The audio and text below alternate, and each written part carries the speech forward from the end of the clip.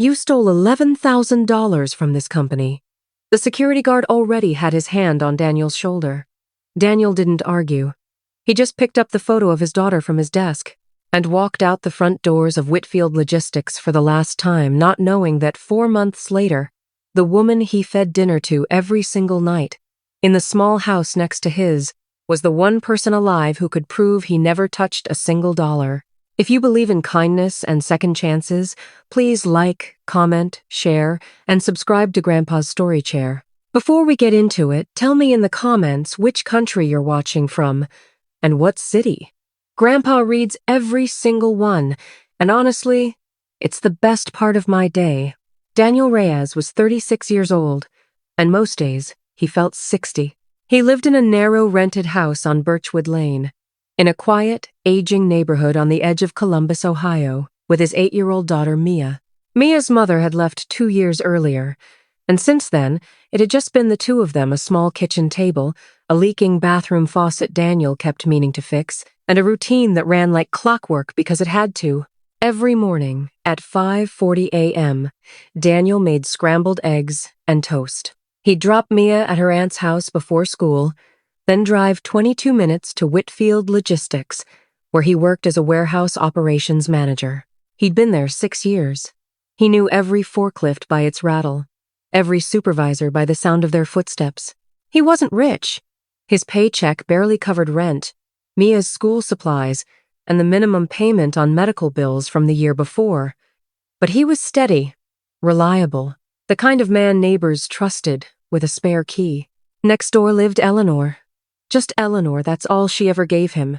No last name, no details. She was somewhere in her 70s, lived alone in a modest gray house with peeling paint, and Daniel had never once seen a visitor come through her door. It started by accident. One evening in March, Daniel noticed her mailbox hadn't been emptied in 4 days. He knocked. She answered slowly, leaning on a cane, and admitted almost embarrassed that she hadn't been able to get to the grocery store that week. So Daniel made an extra plate that night. Rice, grilled chicken, a bit of the buttered corn Mia loved. He walked it over, set it on her small kitchen table, and didn't ask for anything. He kept doing it. Every night.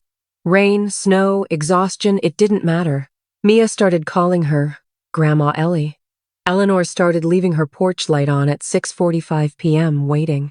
Daniel never once asked what she did for a living, or how she paid for a house she barely left. To him, she was just a lonely old woman who needed someone to notice she existed. He had no idea how much that would matter. What Daniel didn't know was that Eleanor Whitfield had built the very company he worked for. 40 years earlier, Eleanor and her late husband had started Whitfield Logistics out of a single rented garage with 3 delivery trucks. By the time her husband passed, the company had grown into a $340 million regional shipping and freight empire, and Eleanor still held 61% of it, quietly, through a trust that used her maiden name, Eleanor Voss, on all the paperwork. Almost no one at the company had ever met her.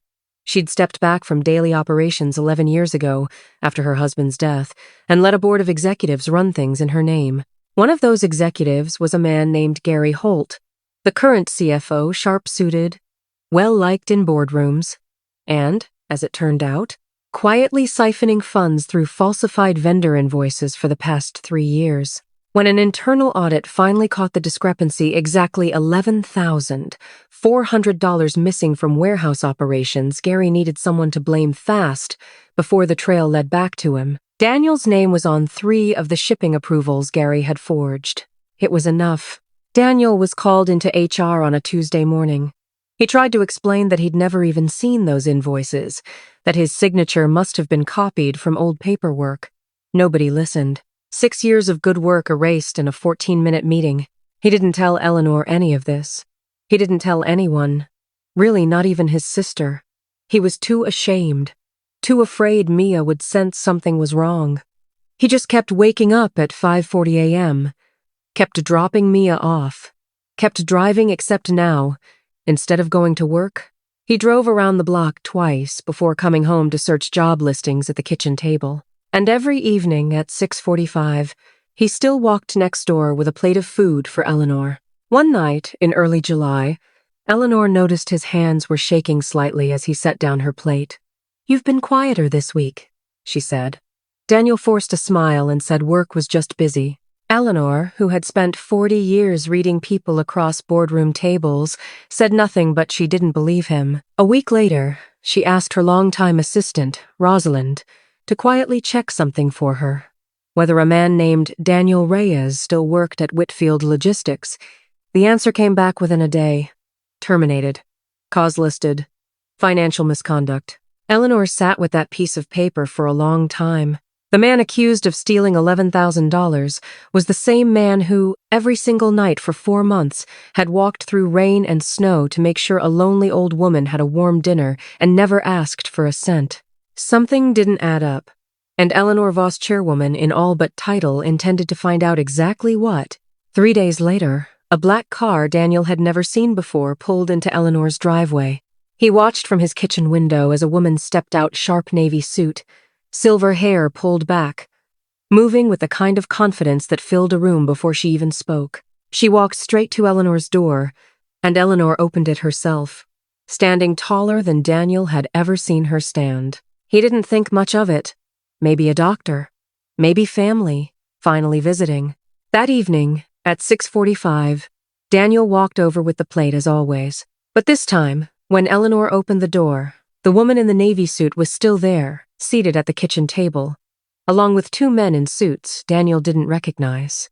"Daniel," Eleanor said quietly, "sit down.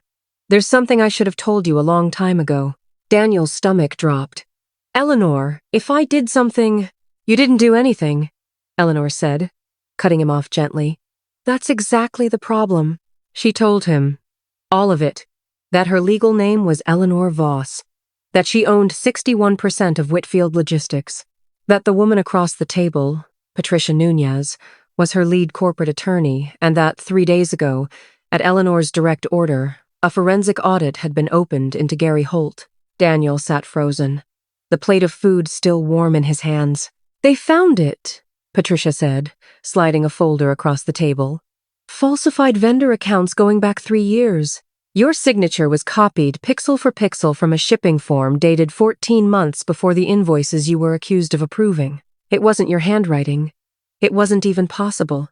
Gary Holt was terminated this morning," Eleanor said, "and escorted out by the same security guard who walked you out 4 months ago." Daniel's hands were shaking now for a different reason. You own the company that fired me?" "I do," Eleanor said. "And I had no idea until 3 weeks ago that the man feeding me dinner every night asking nothing in return was the same man my own company had wrongly destroyed." She reached across the table and placed her hand over his. "You never once asked who I was, Daniel. Not once in 4 months. Do you understand how rare that is?" Daniel's throat tightened. He thought of every night he'd walked over in the rain, every night Mia had waved through Eleanor's window, never once knowing. "Your job is back," Eleanor said, "with full back pay and a formal written apology from the board. But that's not why I came over tonight." "Then why?" Daniel asked, voice barely holding. Eleanor smiled, the same tired, warm smile she gave him every evening at her door.